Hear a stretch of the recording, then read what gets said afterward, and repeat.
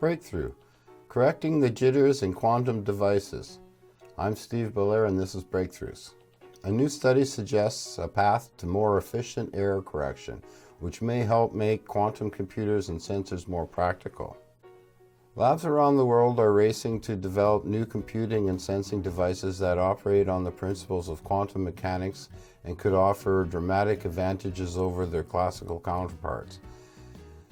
But these technologies still face several challenges, and one of the most significant is how to deal with noise, random fluctuations that can eradicate the data stored in such devices. A new approach developed by researchers at MIT could provide a significant step forward in the quantum error correction. The method involves fine-tuning the system to address the kinds of noise that are most likely, rather than casting a broad net to try to capture all possible sources of disturbance. The analysis is described in the journal Physical Review Letters in a paper by MIT graduate student David Linden, postdoc Mo Chan, and professor of nuclear science and engineering Pelio Caparellero. The main issues we now face in developing quantum technologies are our current systems that are small and noisy, says Linden. Noise, meaning unwanted disturbance of any kind, is especially vexing because many quantum systems are inherently highly sensitive, a feature underlying some of their potential applications. And there's another issue, Linden says, which is that quantum systems are affected by any observation. So while one can detect that a classical system is drifting and apply correction to nudge it back, things are more complicated in the quantum world. What's really tricky about quantum systems is that when you look at them, you tend to collapse them, he says.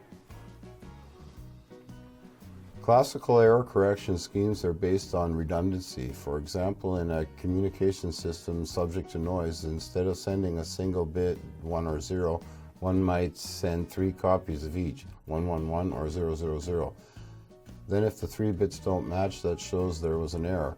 The more copies of each bit get sent, the more efficient the error correction can be.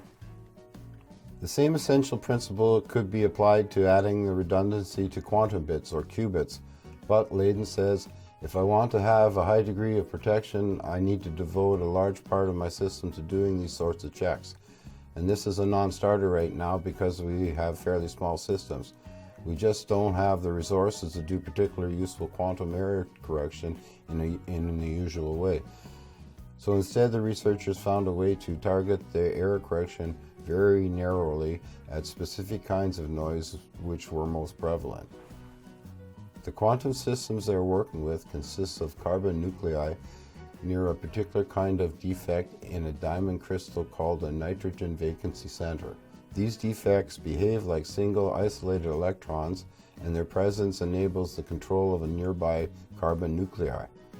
The team found that the overwhelmingly majority of the noise affecting these nuclei came from one single source, random fluctuations in the nearby defects themselves.